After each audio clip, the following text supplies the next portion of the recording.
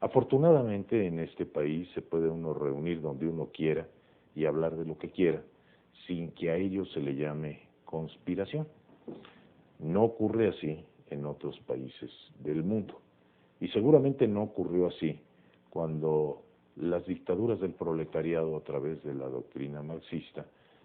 castigaban a quien se reunía de esta manera, o bien en épocas de guerra,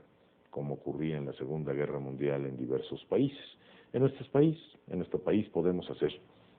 del pensamiento y de la acción verdaderamente lo que queramos. Pues sucede que un día, de hace unos días, se reunieron en la casa de un diputado perteneciente al Partido Acción Nacional los dirigentes de los partidos de oposición. Y de ahí salieron con un bloque de alianza que tiene hoy por hoy la mayoría de la Cámara de Diputados. Y con esa mayoría de la Cámara de Diputados se hicieron pronunciamientos históricos muy importantes y muy trascendentes, entre los que destacan que ahora ellos son precisamente la mayoría y que van a hacer con ella lo que les plazca, a pesar de la minoría que hoy representa en el número de votos el Partido Revolucionario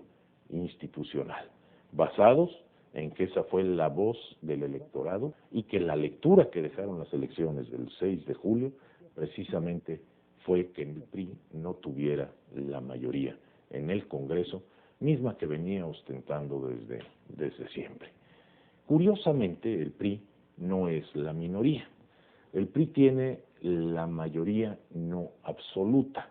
es decir, tiene al mayor número de diputados en el Congreso de la Unión.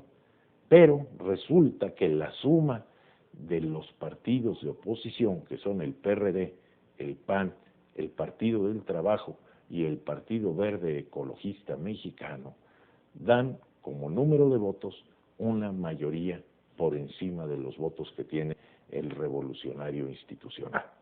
Dentro de los temas fundamentales que tocaron en esa reunión y que llegaron a un acuerdo en la oposición, destaca primero el tema de cómo se van a conformar las comisiones de la Cámara de Diputados, que tradicionalmente en la mayoría priista se repartían entre sus diputados y obviamente a la oposición, a cambio de algún tipo de negociación política, les daban determinadas comisiones. Hoy no va a ser así. Si bien la costumbre legislativa y las leyes orgánicas establecen para el que tenga la mayoría, es decir, para quien tenga el mayor número de diputados, determinados puntos claves del Congreso, habrá que negociar hoy con la oposición otros puntos que sin ser tan claves o tan estratégicos resultan importantes para el funcionamiento del órgano legislativo.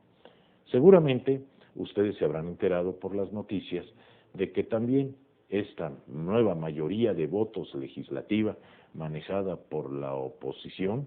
tiene en sus manos desde este acuerdo la posibilidad de poder promulgar leyes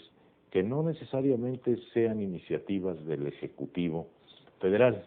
Es decir, hasta hoy el gran legislador de este país no fue curiosamente el diputado,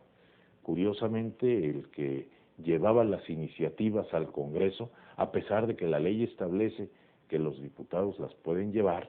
era precisamente el titular del Ejecutivo, es decir, el presidente de la República. La conformación de esta Cámara de Diputados permitirá, si mantienen unida esa estrategia y esos votos, que desde hoy ya podamos tener la posibilidad de que las iniciativas de ley de los partidos políticos que estaban en la congeladora, ahora sí tengan que ser llevadas y puestas a votación